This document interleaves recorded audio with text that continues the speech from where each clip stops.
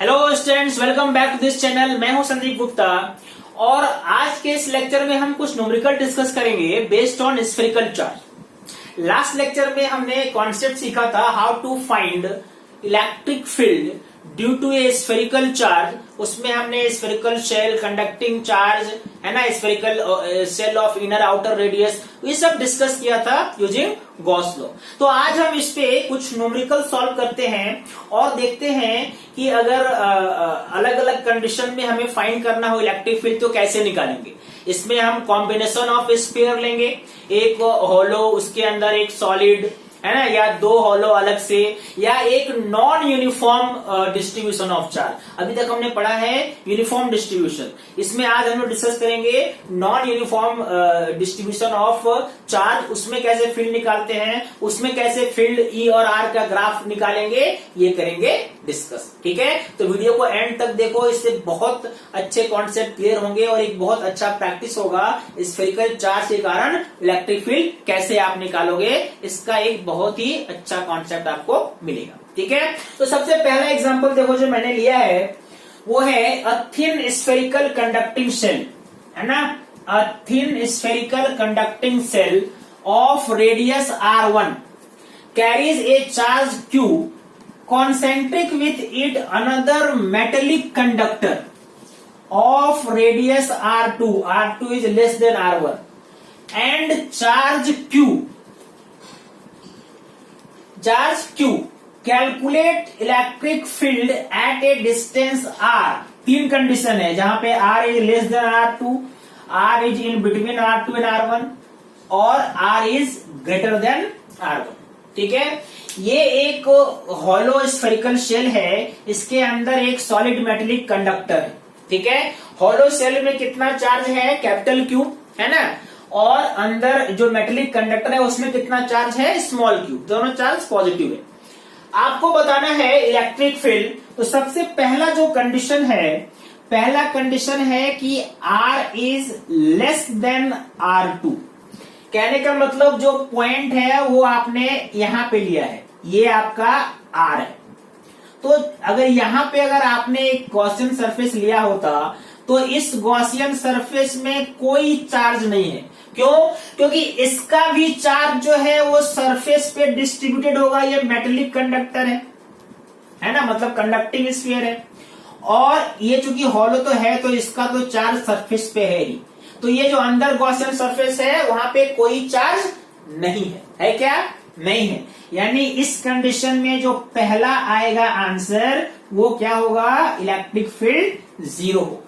ठीक है, ओके। दूसरा कंडीशन है कि R2 और R1 के बीच में, है ना, मान लो कि यहां पे पॉइंट है ना, अब इस डिस्टेंस को आप R लीजिए। यहां पे आपने एक गॉसियन सरफेस बनाया, मान लो आपने एक यहां पे गॉसियन सरफेस ऐसा बनाया। अब आपको इस गॉसियन सरफेस का चार्ज चाहिए, है ना। इस गॉसियन सरफेस पे कितना चार्ज हो जाएगा, जितना अंदर वाले पे चार्ज है, अंदर जो मेटेलिक कंडक्टर है जो वही लेंगे ना।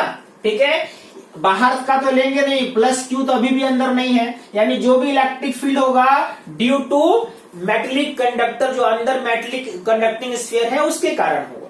तो यहाँ पे अब आप अगर लगाओगे, अब आप यहाँ पे गॉसियन लॉ लगाओगे तो फिर से E डॉट डी एस, और अंदर चार्ज कितना है, Q है, तो Q bye epsilon not. Electric field uniform है, एंगल 0 होता है। ds मतलब गॉसियन सरफेस का एरिया, और गॉसियन सरफेस का एरिया कितना हो जाएगा, 4 पाई R स्क्वायर। आप ऐसे भी सोच सकते हो कि इलेक्ट्रिक फील्ड कहां पे कॉन्सेंट्रेट है, सेंटर पे, यानी E इक्वल टू क्या होना चाहिए फिर, 4 pi epsilon naught R square. ये दूसरा का आंसर है। तीसरा है अगर पॉइंट बाहर है, मान लो पॉइंट बाहर है, अब इसको आप अगर R लेते हो तो इस बार गॉसियन सरफेस पे दोनों चार्ज आएंगे, प्लस कैपिटल Q और स्मॉल q दोनों, और आप मान सकते हो दोनों चार्ज कहां पे है, सेंटर पे है। पॉइंट चार्ज मान लो वैल्यू कितना हो जाएगा, Q प्लस Q दोनों पॉजिटिव है, और डिस्टेंस कितना है R। तो थर्ड वाले पॉइंट पे इलेक्ट्रिक फील्ड कितना हो जाएगा, Q plus Q by 4 pi epsilon nought R square. This is the answer of third question. ठीक है, मुझे पक्का विश्वास है कि आपका भी आंसर ऐसा ही आया होगा, है ना। कोई डाउट है तो देख लो। चलो अब नेक्स्ट क्वेश्चन लेते हैं। इसमें हम 2 स्फीयर लेंगे, है ना। पहले क्वेश्चन पढ़ लो। 2 non conducting spheres, non conducting charge spheres of radii R and charge Q uniformly distributed. The centers of the spheres are at x equal to 0 and x equal to 3r. Find the magnitude and direction of net electric field on the x-axis. पहले question में x equal to 0 है, दूसरे question में x equal to r by 2, तीसरे question में x equal to 3r bye 2 और fourth question में x equal to 4r। पहले स्क्रीन को पॉज करो और ये आंसर आप खुद निकालो, उसके बाद फिर आंसर मैच करना। ठीक है, देख लो। देखो सबसे पहले तो आप ये 2 स्फीयर बनाओगे, दोनों आइडेंटिकल स्फीयर्स हैं। ठीक है, तो चलो ऐसे बनाते हैं। ओरिजिन जो है वो पहले स्फीयर के सेंटर पे है। ठीक है, और यहां से इसका जो डिस्टेंस है, इन दोनों का डिस्टेंस कितना है 3r। करेक्ट है। ठीक है, ये आपका हो गया ओरिजिन और ये 3r, दोनों पे चार्ज q है। ठीक है, इस पे भी चार्ज q है, इस पे भी चार्ज q है। कुछ नहीं दिया हुआ है मतलब प्लस q है। ओके, दोनों का रेडियस भी दिया हुआ है। रेडियस कितना है, दोनों का रेडियस r है, इसका भी रेडियस r है और इसका भी रेडियस r है। चलो अब सबसे पहला पॉइंट लेते हैं x इक्वल टू 0। ठीक है, x इक्वल टू 0। सबसे पहले तो मुझे बताओ नॉन कंडक्टिंग स्फीयर के लिए जब आप निकालते हो इलेक्ट्रिक फील्ड, तो इनसाइड आउटसाइड का फॉर्मूला एक बार मुझे बताओ, है ना। इनसाइड पॉइंट के लिए इलेक्ट्रिक फील्ड जब आप लेते हो इनसाइड, तो क्या फॉर्मूला यूज करते हो, Q into small r by 4 pi epsilon nought r cube, यही है ना। और आउटसाइड के लिए आपको मालूम है जो हम E आउटसाइड लेंगे उसके लिए क्या यूज करेंगे, Q by 4 pi epsilon nought r square. ठीक है, ये जनरल फार्मूला है जो अभी हम यूज करेंगे। ठीक है, सरफेस में निकालना हो तो r की जगह में आप कैपिटल r, स्मॉल r की जगह में क्या ले सकते हो, कैपिटल r। पहला पॉइंट क्या है, पहला पॉइंट x इक्वल टू 0, पहला पॉइंट यहां पे है। ठीक है, तो इस पे इसको मान लो मैंने लिखा स्फीयर 1, इसको माना स्फीयर 2।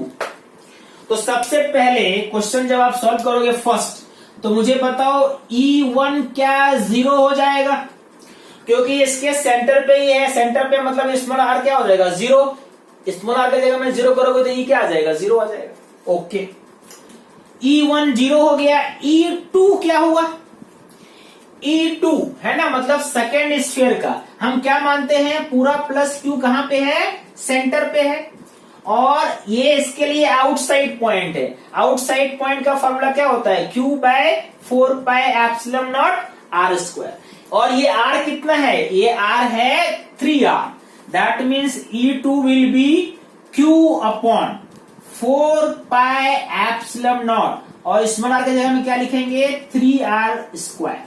ये 9 4 36, मतलब ये आंसर क्या आया, Q by 36 pi epsilon nought r square. Direction किधर, ठीक है, ये प्लस है, यहाँ पे फील्ड किसका डायरेक्शन किधर होगा, इधर होगा ना। यानी पहला जो डायरेक्शन आया, ये डायरेक्शन किधर आया, towards negative x axis, towards negative x axis. पहला आंसर आ गया क्या, ओके। सेकंड में आते हैं। सेकंड में पॉइंट कहता है x equal to r by 2। अब सेकंड में पॉइंट कहां लेना है, सेकंड में पॉइंट लेना है यहां पे, ये r बाई 2, देखो ये ओरिजिन है ना, ये कितना डिस्टेंस लेना है r बाई 2, यहां पे पॉइंट है। तो पहले वाले स्फीयर के लिए इनसाइड पॉइंट है और दूसरे वाले के लिए आउटसाइड है। दोनों फॉर्मूला हमें मालूम है, दोनों में हम दोनों फॉर्मूला यूज करेंगे। तो पहले तो E1 बताओ कितना होगा, E1 मतलब इनसाइड लेना होगा। इनसाइड का फॉर्मूला क्या होता है? Q small r divide by 4 pi epsilon naught R Q. That means Q into small r। Small r मतलब ये पॉइंट का डिस्टेंस, और ये कितना दिया हुआ है? r by 2। That means Q into r by 2 divide by 4 pi epsilon naught R Q. 4 pi epsilon naught R Q. कितना आया ये? दिस विल बी, एक आर तो कैंसिल हो जाएगा, means Q by 2 4 8 pi epsilon naught R square. ठीक है, direction किधर होगा? इसका जो फील्ड का डायरेक्शन होगा वो इधर होगा। E1 इस तरफ होगा ना, ठीक है, सेंटर से दूर जाता हुआ, मतलब towards positive X axis. Correct है? ओके। E2 कितना हो जाएगा? E2 यानी सेकेंड स्फीयर के लिए आउटसाइड पॉइंट है। आउटसाइड पॉइंट, और ये कितना डिस्टेंस है? तो पूरा 3r है और ये r बाय 2 है, तो ये डिस्टेंस अपन निकाल सकते हैं ना। ये कितना हो जाएगा ये distance? 3r minus r by 2, मतलब 5r बाय 2। यानी ये फॉर्मूला हो जाएगा Q बाय आउटसाइड पॉइंट का formula 4 pi epsilon naught 5r by 2 का स्क्वायर। ये अगर आप 2 का स्क्वायर करोगे 4 4 कैंसिल हो जाएगा, मतलब आपको क्या मिला? Q by 25 pi epsilon naught r square. और इसका फील्ड इसके सेंटर से दूर होगा, मतलब किधर होगा? इधर होगा। यानी ये फील्ड किधर है? Towards negative x axis. Negative x axis, यानी आपको जो नेट फील्ड निकालना है तो इनको माइनस करना पड़ेगा। जाहिर है कि ये ज्यादा है तो इसमें इसको माइनस करो, है ना। अगर आपने माइनस किया तो Q बाय, चलो ये pi epsilon naught R square तो कॉमन है, 1/8 माइनस 1/25। ये कितना हो जाएगा? This will be 17Q by 200 pi epsilon naught R square. और नेट का डायरेक्शन ये बड़ा था ना, मतलब नेट का डायरेक्शन किधर हो जाएगा? नेट फील्ड का positive X axis. This is the answer of second question, x equal to r by 2। ठीक है, समझ में आ रहा है कुछ? ओके। अब चलो नेक्स्ट क्या है? नेक्स्ट है x equal to 3r bye 2, है ना। नेक्स्ट पॉइंट कौन सा है? नेक्स्ट पॉइंट है 3r बाय 2, मतलब एग्जैक्ट मिडिल में, यहां पे, है ना। ये डिस्टेंस 3r बाय 2, ये डिस्टेंस 3r बाय 2। यहां पे अगर आप ध्यान से सोचो तो दोनों का फील्ड इक्वल और अपोजिट है, क्योंकि बिल्कुल मिडिल पॉइंट पे है ना, और यूनिफॉर्म दोनों आइडेंटिकल चार्ज है। यानी जो थर्ड क्वेश्चन है ये बिल्कुल आसान है, और यहां पे आप लिख सकते हो ई नेट क्या है? 0।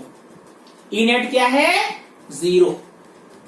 सही है, समझ में आया? ओके। लास्ट पॉइंट कौन सा है? x equal to 4r। चलो वो निकालते हैं। x equal to 4r, question अभी तक आपने लिख लिया है ना, देख लो। इसको क्लीन करते हैं ऊपर और लास्ट आंसर निकालते हैं, जहां पे x क्या है? 4r है।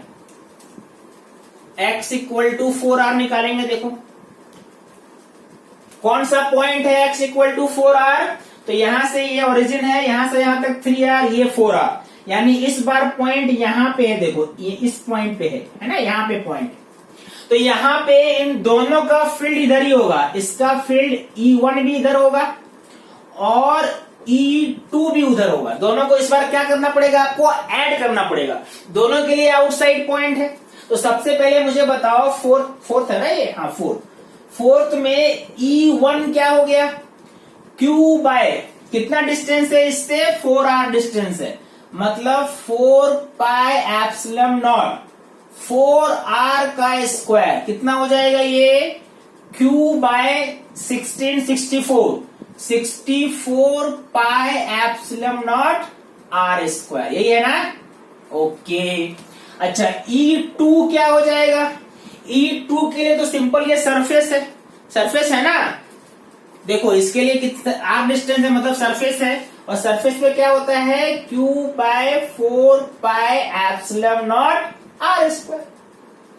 अब इन दोनों का डायरेक्शन किधर है, दोनों का डायरेक्शन है टुवर्ड्स पॉजिटिव एक्स एक्सिस, यानी जब आप E नेट निकालोगे तो E1 प्लस E2 करना पड़ेगा, यानी ये Q बाय πε0r² 1/64 प्लस 1/4 कितना हो जाएगा 16 मतलब ये हो गया 17Q बाय 64 πε0r², और डायरेक्शन क्या है टुवर्ड्स पॉजिटिव एक्स एक्सिस। ये चारों का आंसर है। आई होप आपका आंसर मैच हो रहा है।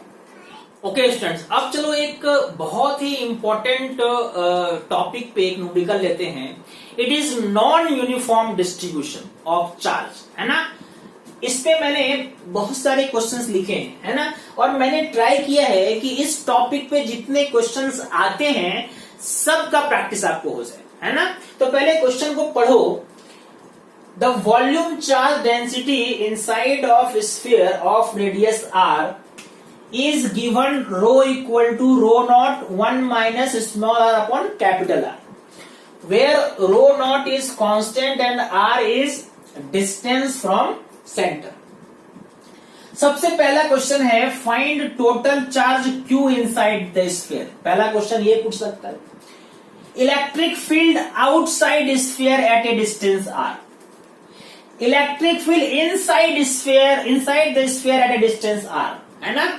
ओके, और क्या पूछ सकता है at what distance from centre electric field is maximum, किस डिस्टेंस पे इलेक्ट्रिक फील्ड मैक्सिमम होगा वो बताइए, और इस मैक्सिमम इलेक्ट्रिक फील्ड का वैल्यू भी बताइए, और लास्ट क्वेश्चन E और R के बीच का ग्राफ ड्रॉ कीजिए, है ना। तो इतने तरह के क्वेश्चंस नॉन यूनिफॉर्म डिस्ट्रीब्यूशन में आपसे पूछ सकता है। हम एक एक करके इसको सॉल्व करेंगे, ठीक है। सबसे पहले निकालते हैं टोटल चार्ज, ठीक है। ये टोटल चार्ज निकालते हैं, आप भी ट्राई कीजिए, उसके बाद आंसर मैच करेंगे हम लोग, है ना। आपको एक स्फीयर दिया हुआ है, इसमें नॉन डिस्ट्रीब्यूशन है चार्ज, नॉन यूनिफॉर्म डिस्ट्रीब्यूशन है चार्ज का, ठीक है। तो नॉन यूनिफॉर्म डिस्ट्रीब्यूशन में हम क्या करते हैं, हम एक स्फेरिकल शेल इमेजिन करेंगे।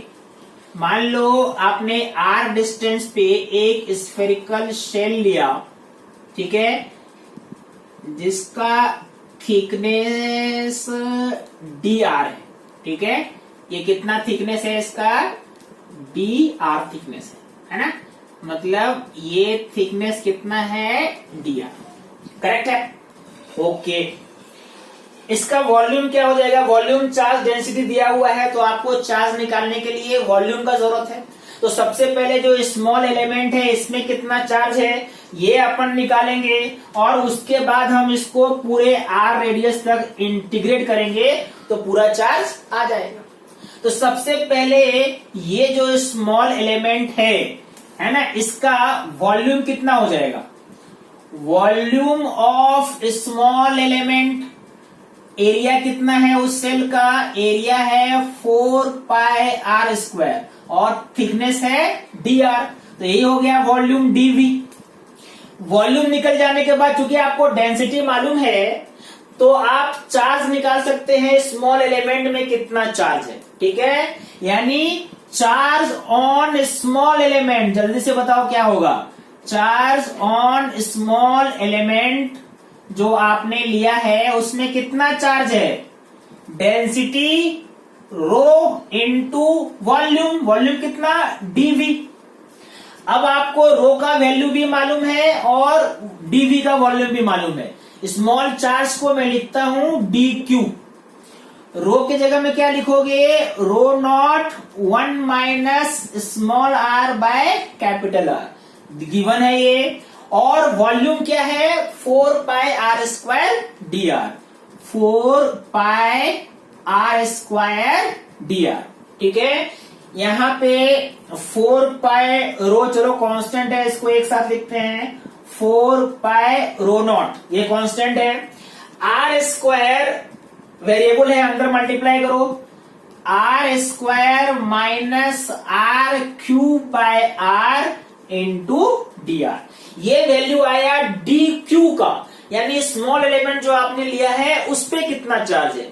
पूरा चार्ज निकालने के लिए इसी को कहां से कहां तक करोगे इंटीग्रेट, सेंटर से सरफेस तक, मतलब 0 से कैपिटल आर तक। यानी अगर आपको टोटल चार्ज चाहिए तो डी क्यू का इंटीग्रेशन करना पड़ेगा, है ना।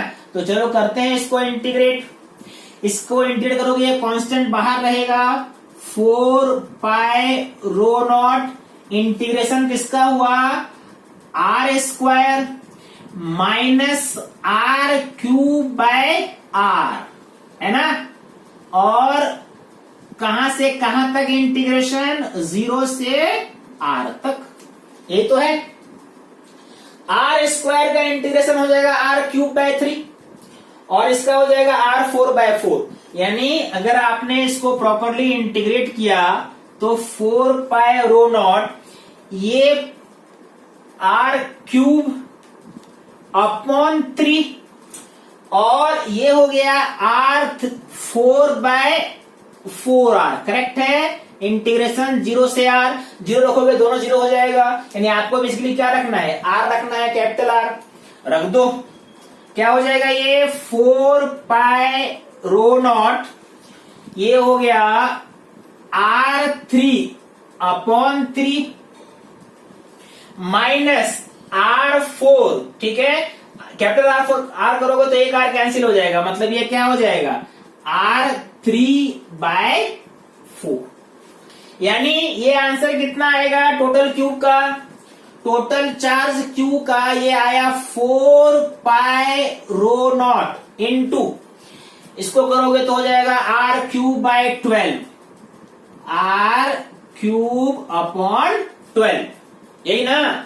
ये आप 4 से कैंसिल कर दो, मतलब टोटल चार्ज का आंसर क्या आया, pi rho nought R cube divided by 3। This is total charge on the sphere. I hope आपका आंसर भी बिल्कुल यही आया, ठीक है। इसके बाद निकालना क्या था, आउटसाइड पॉइंट पे, आउटसाइड डिस्टेंस आर पे कितना फील्ड होगा, वो निकालते हैं। देखो ओके, अब नेक्स्ट जो क्वेश्चन है वो है इलेक्ट्रिक फील्ड। अब आपको क्या फाइंड करना है, electric field at a distance R, है ना। और ये पॉइंट कहाँ है, बाहर है, आउटसाइड। तो आउटसाइड पॉइंट के लिए आप क्या मान सकते हो, जो भी पूरा चार्ज है, कंप्लीट चार्ज कहाँ पे कॉन्सेंट्रेटेड है, सेंटर पे, ठीक है। यानी जो भी आपने क्यू निकाला उसको कहाँ पे हम ले आएंगे, सेंटर पे ले आएंगे। तो सेंटर पे अगर ले आएंगे तो ई का फॉर्मूला क्या हो जाएगा, Q by 4 pi epsilon nought R square. Q आपने निकाला है, क्यू कितना निकाला था आपने अभी, pi rho nought R cube by 3, इतना ही ना। अच्छा, इनटू यहाँ पे 4 पाई एप्सिलम नॉट तो है ही, और साथ ही साथ क्या है, आर स्क्वायर, है कि नहीं। यानी ये आंसर कितना आएगा, पाई कैंसिल कर दो तो आपका आएगा rho nought R cube divided by 12 ना, 12 epsilon nought R square. This is electric field outside. यहां पे पी पॉइंट पे कितना इलेक्ट्रिक फील्ड आया, rho nought R cube by 12 epsilon nought small R square, ठीक है। नेक्स्ट क्वेश्चन क्या था, नेक्स्ट क्वेश्चन था ई इनसाइड, है ना। ई आर डिस्टेंस पे ही, लेकिन इस बार पॉइंट अंदर है, इनसाइड, ठीक है। ये कैसे निकालेंगे, तो यहां पे टोटल चार्ज हम नहीं ले सकते, है ना।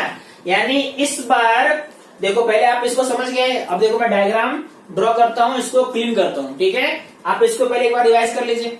चलो, अब हमें निकालना है इनसाइड पॉइंट है ना, पी एक पॉइंट है जो स्फीयर के अंदर है, सेंटर से कितना डिस्टेंस पे, r डिस्टेंस पे।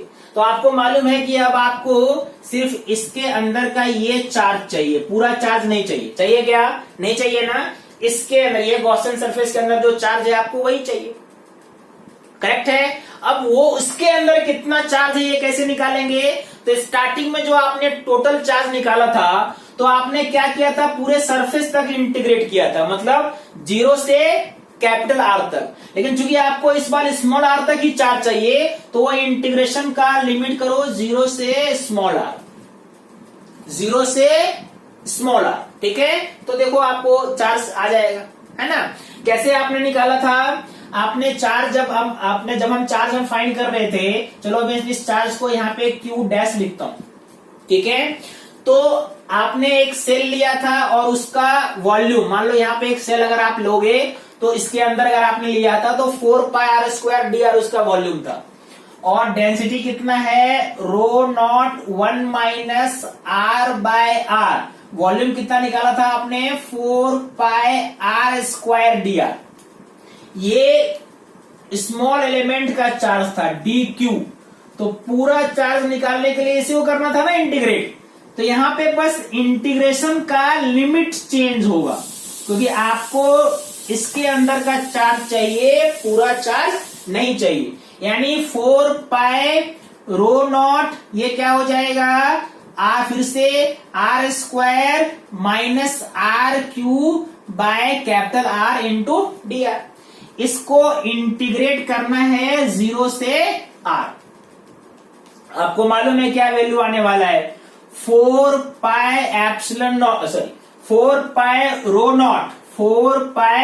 रो नॉट, और ये क्या हो जाएगा, r² का r³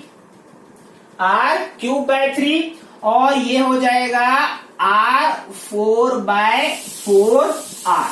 आपको लिमिट में स्मॉल r ही रखना है, इसलिए मैंने आंसर वही लिखा। समझ में आई बात? अब आपको जब ये मिल गया तो फील्ड निकालने में कोई परेशानी नहीं होने वाला है ना। अब आप बताओ कितना फील्ड का आंसर आएगा।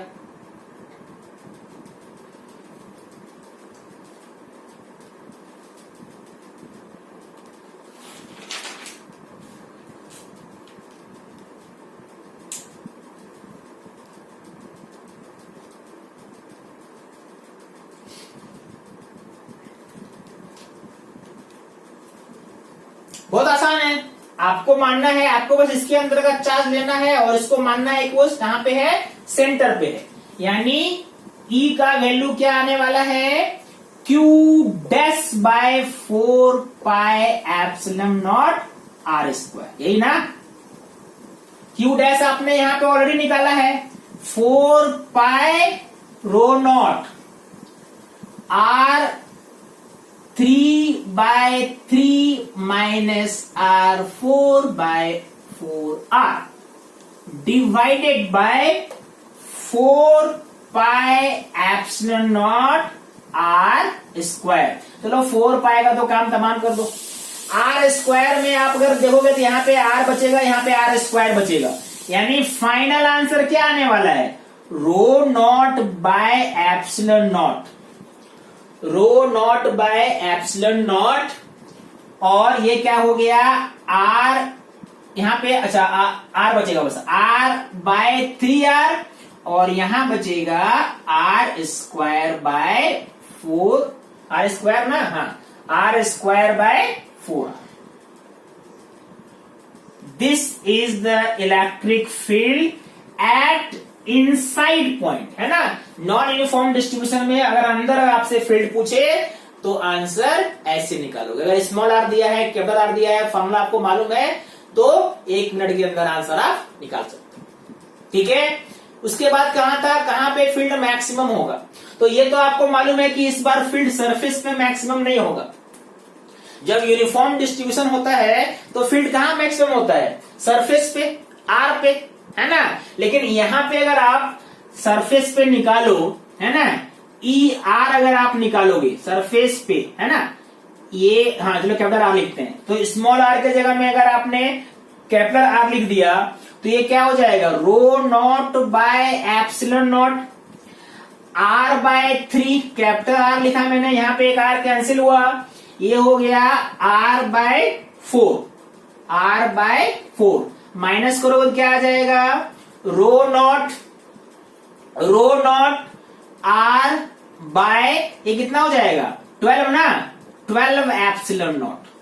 तो ये मैक्सिमम वैल्यू नहीं है ना, ये इससे पहले ही मैक्सिमम वैल्यू हो जाएगा। यूनिफॉर्म डिस्ट्रीब्यूशन में सरफेस पे होता है इलेक्ट्रिक फील्ड मैक्सिमम, क्योंकि नॉन यूनिफॉर्म डिस्ट्रीब्यूशन है ना।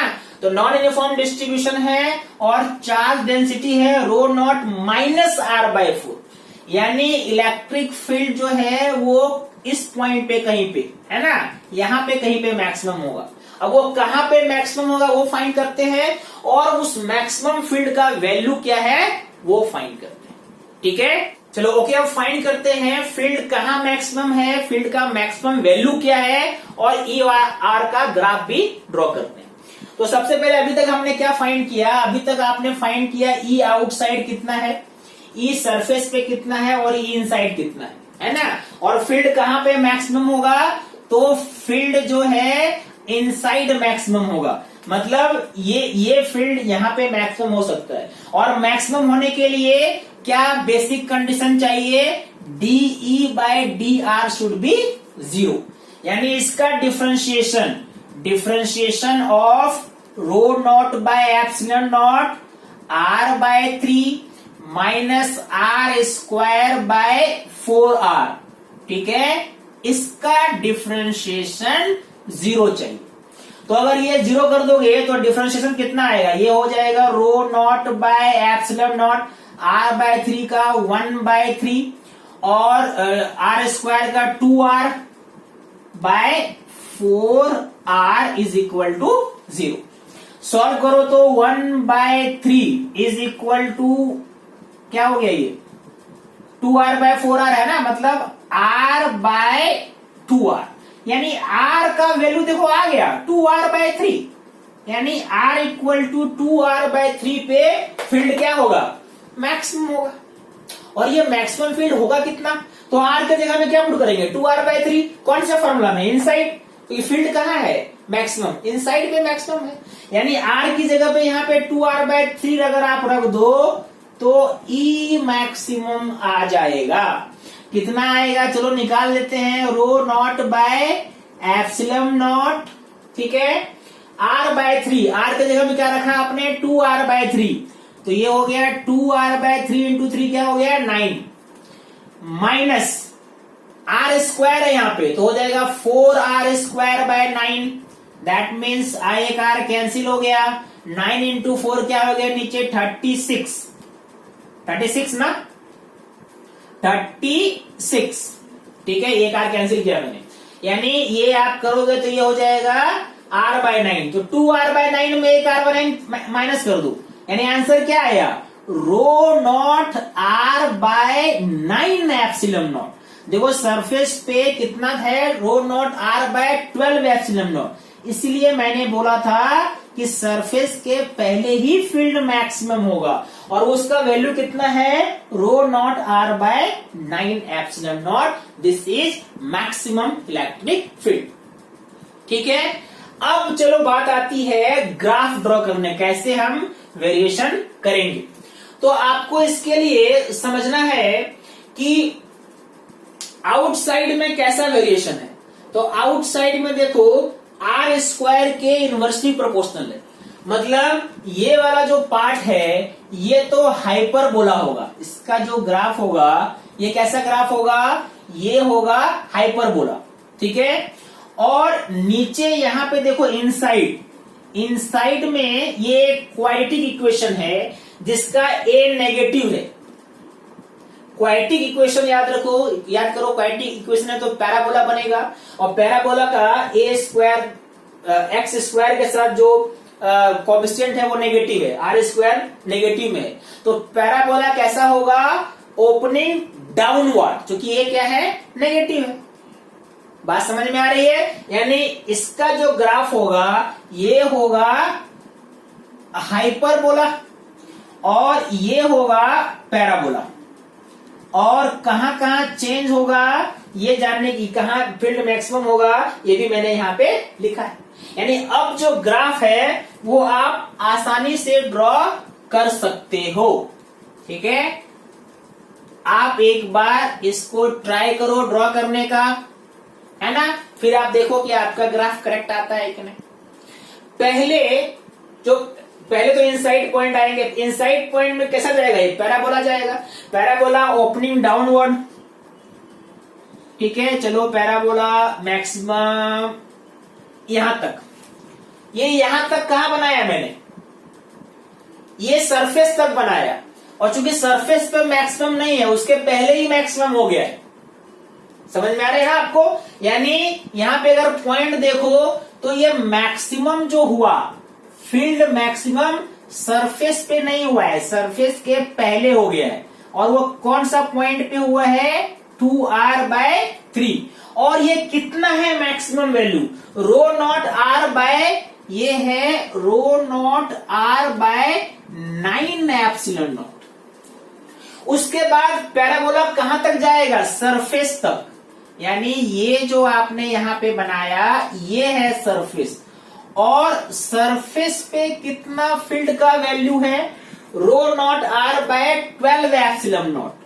ये हो गया रो नॉट r/12 एप्सिलॉन नॉट। इसके बाद आप सरफेस के बाहर जा रहे हो तो बाहर क्या होगा, हाइपरबोला। ठीक है, बाहर का जब ग्राफ ड्रॉ करोगे तो इस पॉइंट से ये क्या बनाएंगे हम, हाइपरबोलिक ऐसा। This is variation of electric field with R. Very important concept, you have to practise it. और कोई भी डाउट हो तो मुझे आप मैसेज करो, फेसबुक में ज्वाइन करो, वहां मैसेज करो, या यहाँ पे कमेंट करो। ठीक है, रिवाइज कर लो अच्छे से।